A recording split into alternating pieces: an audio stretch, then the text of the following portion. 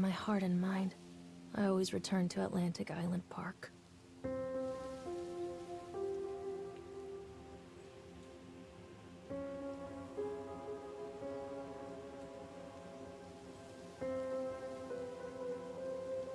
Where's Mr. Bear?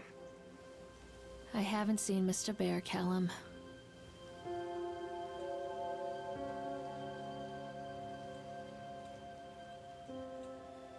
Stay in the car. I'll go and ask information.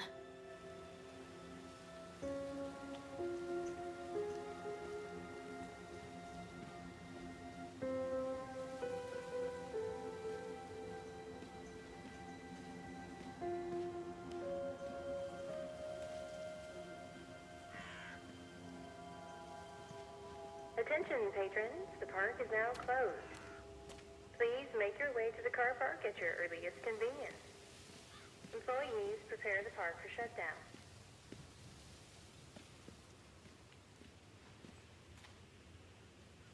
Callum was born the day this place opened. This is his favorite place in the world.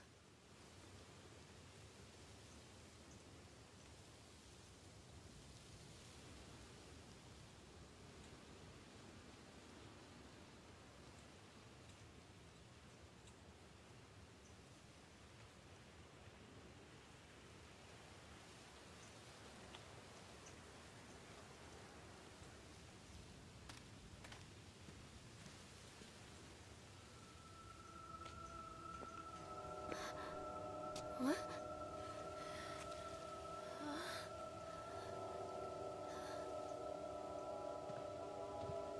Hey, Lorraine. Lorraine. Don't blame yourself, Lorraine. People lose things all the time. Take a deep breath and think about the last place you saw your son's teddy bear. Hey, stop!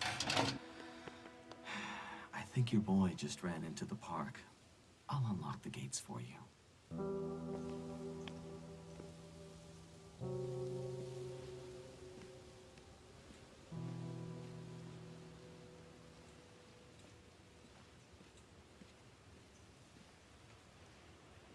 Wait up there for Mommy, Callum. Come on, this way! Wait for Mommy, Callum! Catch me, Mommy!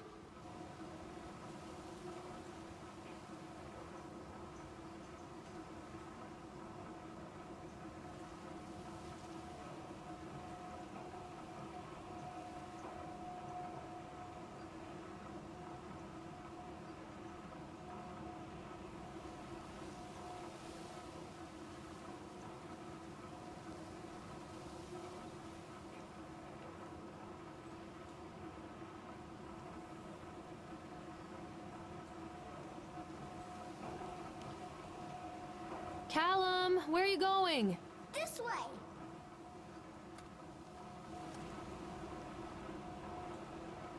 There's something special about the entrance to an amusement park. A line drawn between the real world and the world of whimsy within.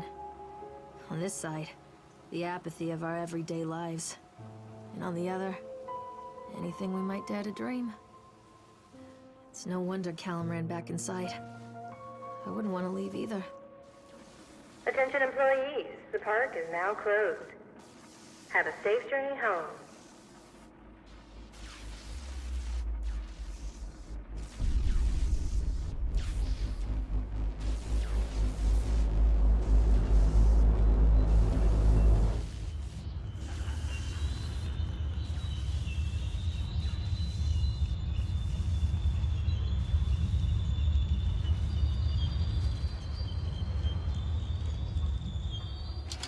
Oh God. The park. What happened here?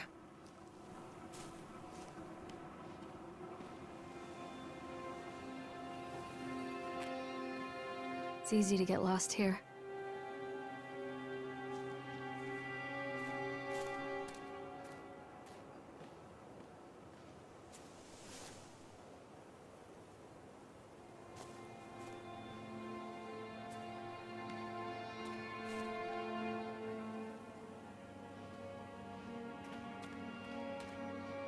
You can't catch me.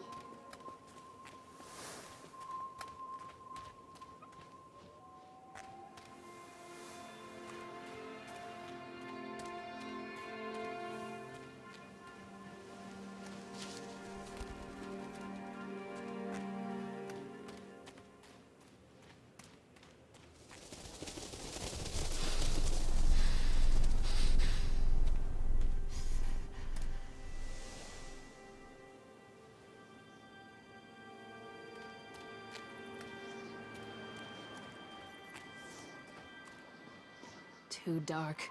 I'm not going in there without a flashlight.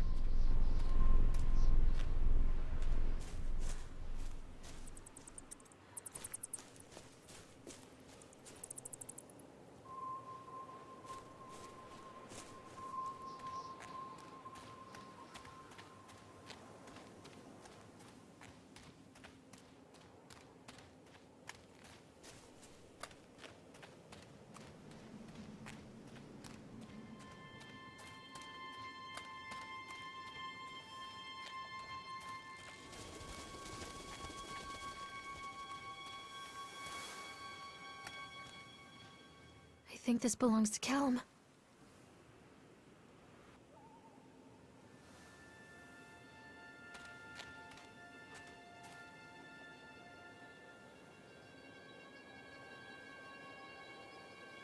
Chad the Chipmunk, huh? Just a drunk guy in a suit.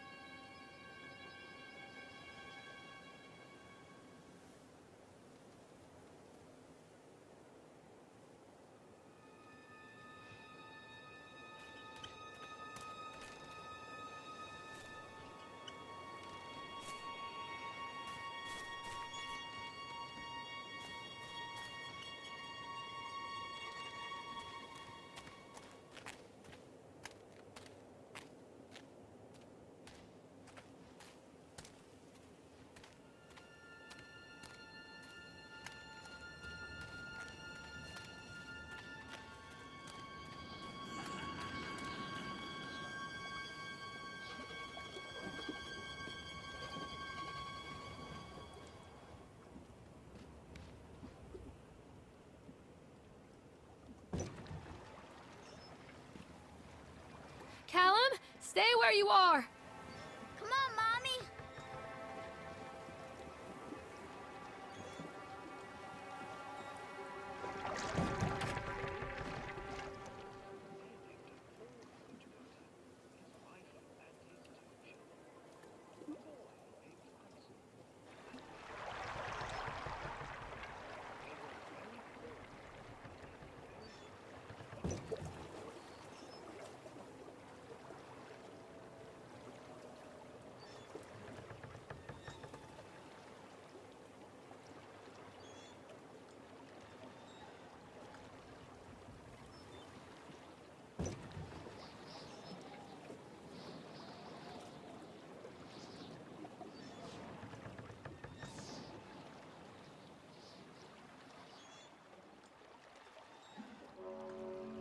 Near a great forest, there lived a poor woodcutter, his wife and his 2 children.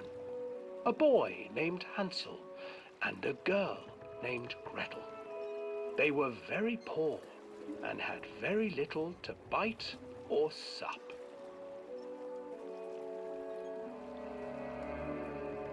"What will become of us?" the woodcutter asked his wife one night. "I tell you what, husband, we will take the children into the thickest part of the forest tomorrow and abandon them there." "No, my wife, I cannot do that," said the man. "Then we will all 4 starve, you fool." Hansel and Gretel overheard their parents talking, and Gretel began to weep. "Do not fret, Gretel," Hansel said. He crept out of the hut and gathered white stones from the ground to fill his pockets.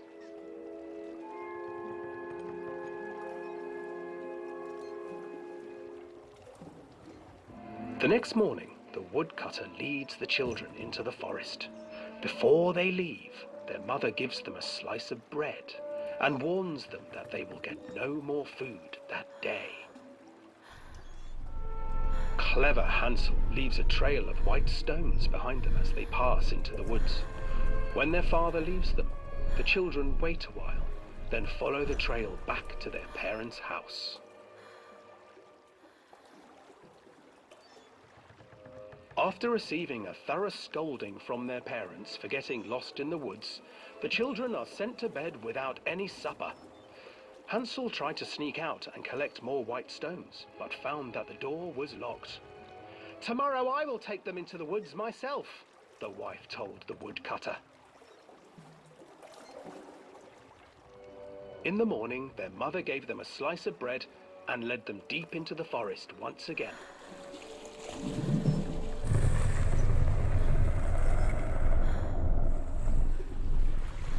Hansel broke his bread into pieces and left a trail of breadcrumbs to lead them safely home. But hungry-eyed birds snatched up the breadcrumbs and his trail was destroyed. Abandoned by their parents and unable to find the trail home, the children wandered in the forest for 3 days.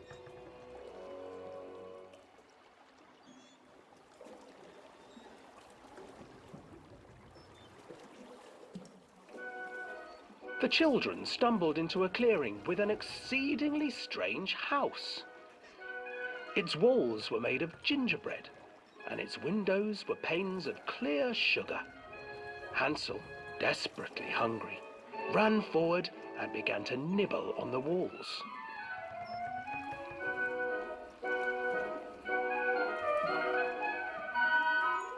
"Nibble, nibble, little mouse. Who is nibbling at my house?"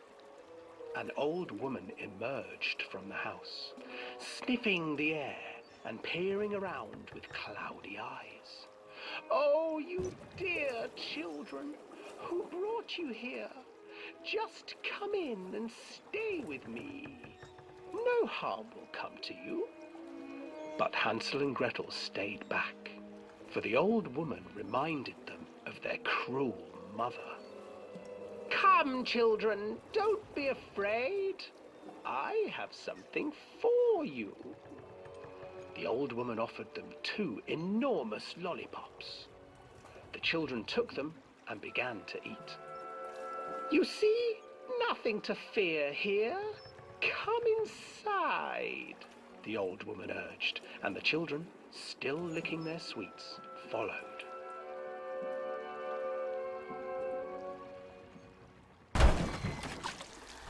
Once inside the house, the old woman changed. She stuffed Hansel into a cage and put Gretel to work, sweeping and cleaning her hut. "Your brother will make a good mouthful," the old witch told Gretel. "Once he is fattened up, I shall feast upon him."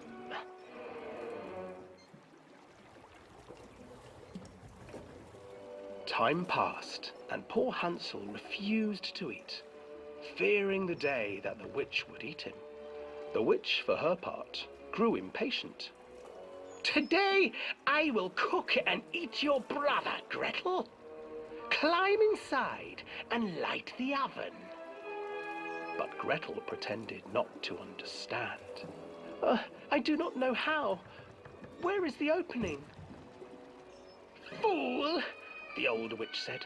"The opening is here." And she moved to show Gretel. Seizing her courage, brave Gretel gave the witch a shove, and the old crone tumbled forward into the oven. Gretel slid a large iron bolt over the door to the oven. Gretel freed her brother Hansel, and together they lit a fire beneath the oven. And though she screamed and begged, the children sat by the oven until her screams had stilled, and the witch was cooked. And then, because even children can't survive on sweets, they divided up the body of the old witch and ate her.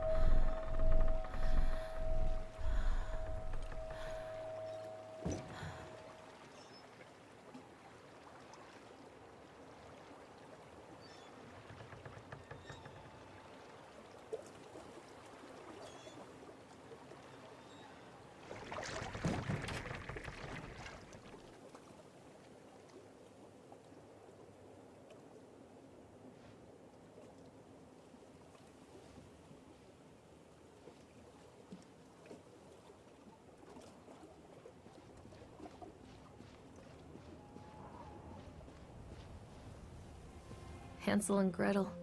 I used to read it to Callum when the electricity was shut off. Those poor children. The whole world against them. The forest, the birds, the old witch, even their own parents. I used to imagine that Callum and I were the kids in that story. Not mother and son, but brother and sister, hand in hand against the unkind world. We were always hungry, looking for our own house made of candy, looking for the sweetness that could take the pain away. Hunger leads people to desperate, terrible places where the tree branches reach like claws. What is this about?